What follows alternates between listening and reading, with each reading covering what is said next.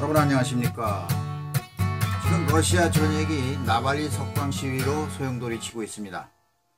사실은 나발리에 의하여 폭로된 푸틴 정권의 부패상에 대해서 러시아 국민의 쌓였던 분노가 폭발한 것이라고 할 수 있습니다. 나발리는 푸틴뿐만 아니라 그의 측근들의 부패상을 낱낱이 폭로함으로써 푸틴 퇴진 시위에 불을 당겼다고 하겠습니다. 지금 러시아의 주요 도시마다 시위로 소용돌이치고 있습니다. 러시아 푸틴 대통령의 정적인 알렉세이 나발리가 지난해 8월 22일 독극물 테러를 당한 후 독일 인권운동단체의 노력으로 천신만고 끝에 회복되어 5개월 만에 러시아로 다시 귀국했습니다. 그의 용감성에 대해서 혀를 찰 정도입니다. 그러한 용기가 어디서 나는지.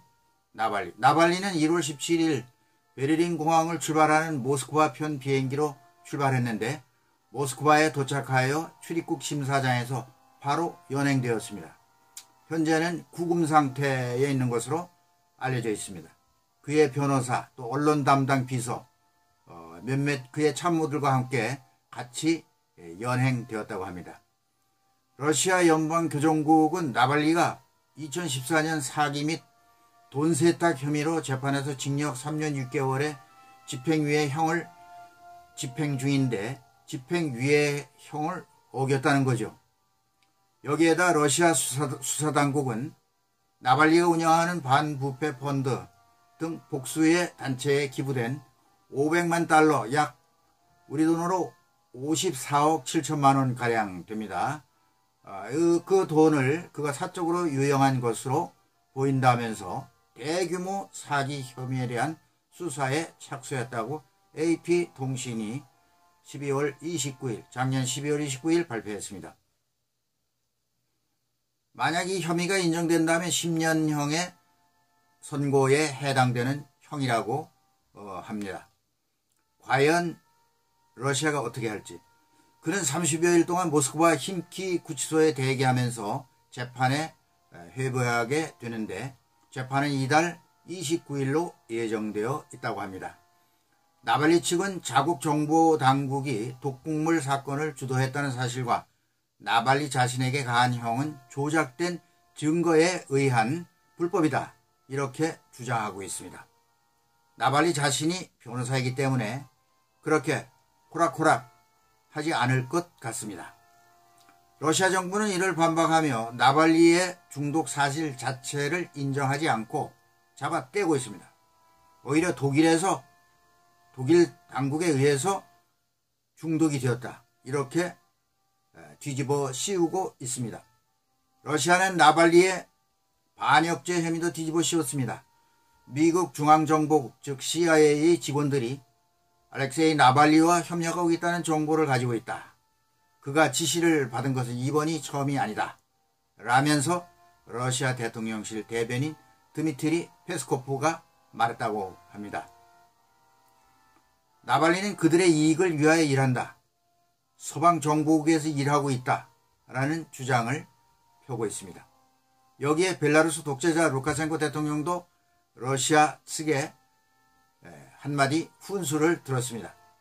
벨라루스 첩보부대 특수무선차단센터가 우리는 운영되고 있다. 새로운 데이터가 곧 나타날 것이다. 라고 확신한다면서 우리는 모든 것을 보고 읽고 모든 대화를 들었다. 그러면서 많은 것을 알고 있다. 하면서 독일과 폴란드 간 나발리 중독 조작된 도청 내용을 공개한 적이 있습니다. 독일에 있을 때 말이죠. 나발리는 17일 베를린 공항에서 지지자들이 몰려들어 혼잡을 이뤘고 모스크바 도착 예정 공항이 브누코보 공항이었는데 항공기는 인파를 따돌리고 세레미티예보 공항으로 바꾸어서 거기서 도착했다고 합니다. 그는 도착 후 다음과 같은 말을 남겼는데 첫째, 브누코보 공항이 자신 때문에 폐쇄되어 많은 수백 명의 사람들과 승객들이 고충을 겪은 데 대해서 사과한다. 이렇게 말했습니다. 또 수천의 사람들이 도로가 폐쇄됨으로 인해 다친 사건. 그러나 이 모든 것은 여기서 투쟁이 옳았음을 보여주는 것이다. 이렇게 말하면서 사과의 말을 덧붙였다고 합니다. 나발리 석방 시위는 23일 모스크바 푸시킨 광장을 뒤덮었습니다. 며칠 전이죠. 나발리 지지자들의 대규모 시위가 속속 전개되어 가고 있으며 경찰과 대치 국면을 이루고 있는 실정입니다. 진압 경찰의 구타와 강제연행, 구금이 시작되었고 이것저것에서 시위대와 경찰의 충돌 모습도 보입니다. 서방 매체 영상을 통해 살펴보면 많은 사람이 경찰에 연행되었는데 체구가 작거나 여성들이 많이 보입니다. 본래 러시아인들이 그 체구가 상당히 큽니다. 이렇게 해서 경찰이 제지할 수 없는 그러한 체구를 가진 사람은 가능하면 비껴가는 그런 모습도 보입니다. 시위는 마치 벨라루스 민스크 대선 반대 시위와 비교할 수 없지만 그때 그 시위를 방불케 했습니다. 로이터에 따르면 모스크바에서 4만 명이 참여했고 러시아 전역 90개 도시에서 시위가 진행되었다고 합니다. 하루 사이에 9천 명이 넘는 사람들이 구금되었고 그중 모스크바에서 1320명 그리고 490명이 상트페테르부르크에 구금되었다고 합니다. 모스크바에서는 조사위원회가 열려 불법행위, 폭력행위 및 고의적 재산 피해에 미성년자가 연루된 사례를 공개했다는 발표가 있었습니다. 점차 진압경찰의 폭력은 국민에 대한 전쟁처럼 보였고 현재로는 주야 구분 없이 시위가 확대되는 상황입니다. 겨울의 모스크바의 날씨, 엄청 추운 날씨지만 추위에 아랑곳 없이 많은 사람들이 광장으로 밀려나왔습니다. 시위가 계속될수록 앞으로 지지자들의 단결은 더욱 공고해지지 않을까 이런 생각이 들었습니다. 폭력 시위도 우려가 됩니다. 주로 미국 대사관은 미국인들에게 시위 주의보를 내렸다고 합니다. 모스크바, 상트페테르부르크, 블라디보스토크, 노보시비르스크, 페름 여기에 주의 지역으로 주의를 내렸다고 합니다. 그런데 실제 시위가 시작된 것은 극동 지방부터 시작되었다고 합니다. 인테르팍스 통신에 의하면 이날 나발리를 지지하는 비허가 시위가 극동 도시 페트로파블롭스크, 캄차카스키, 극동이죠. 마가단, 유즈노살린스크, 블라디보스토크, 야쿠츠크 이런 지역에서 시작되었다고 합니다. 얼마 전에도 이 극동 지방의 반 푸틴 시위가 상당히 격렬했던 그런 적이 있었습니다. 러시아 당국은 10대와 젊은 층의 시위 참여를 막기 위해 틱톡, 페이스북, 트위터, 인스타그램, 유튜브 등의 통지문을 보내서 시위 조장 정보 유포를 금하도록 조치를 취했다고 합니다. 모스크바는 신코로나의 대규모 감염 우려를 이유로 일찌감치 23일 집회를 불허한 바 있습니다. 이미 러시아 치안당국은 집회 조직을 추진 중인 나발리 측의 주요 인사를 구금 조치한 것으로 전해지고 있습니다. 나발리 언론 담당 키라야르미슈, 발음이 조금 힘듭니다. 반부패 재단 소속의 변호사 류보 피서볼, 재단 탐사팀 소속의 게오르기 알브로프, 이런 나발리의 측근들을 경찰에서 연행했다고 합니다. 이 시위가 어느 정도 수혜를 과시할지, 어느 정도로 지속 가능할지 관심사가 아닐 수 없으며 시위대의 구호는 자유로 가자, 나발리를 석방하라, 러시아는 벗어나자, 부패로부터 벗어나자 그런 의미로 해석됩니다.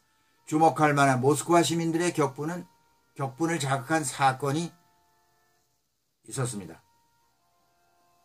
귀국하자마자 체포된 알렉세이 나발리 측은 즉각 정적 블라디미르 푸틴 대통령을 향한 반격을 가했습니다. 나발리 측 관계자들은 19일 푸틴 대통령이 소유한 것으로 알려진 러시아 남부 흑해 연안의 호화 저택을 전격으로 공개했습니다. 나발리의 무기는 숨겨진 푸틴 세력의 불법 부패에 대한 폭로였습니다. 폭로.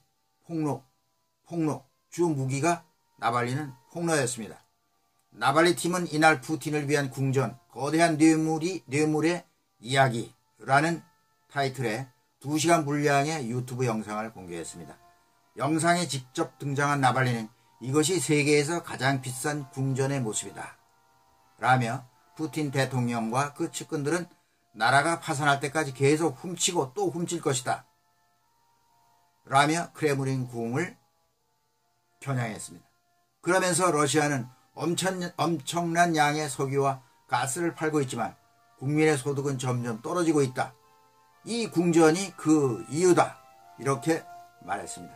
흑해 연안의 휴양지인 켈렌지크라는 곳에 위치한 이 궁전은 7,800만 평방킬로미터에 달하는 부지의 거대한 저택과 응접실, 회의장을 비롯해 원형극장, 수영장 등 온갖 호화시설을 다 갖췄다고 합니다.